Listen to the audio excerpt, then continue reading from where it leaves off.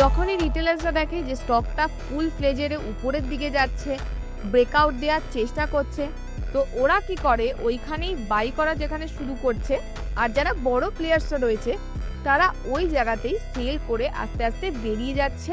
যখন এরকম আস্তে আস্তে করে সব বড় প্লেয়ার বেরিয়ে যাওয়া শুরু করে, সেইখানে গিয়ে একদিকে তো তোমার রিটেলার্সরা ফেসেই গেল, আর সেকেন্ড দিকে তোমার স্টকটাও কন্টিনিউ নিচের দিকে আসা শুরু হয়ে যায়। তো সেখানে শুরু হয়ে যায় আমাদের স্টেজ বা ডিক্লাইন স্টেজ।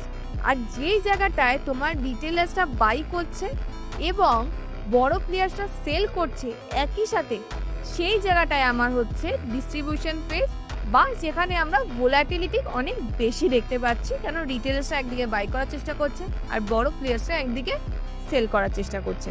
তো তাহলে বোঝা গেল এক্স্যাক্ট কোন স্টেজে আমাকে এক্সিট করতে হবে।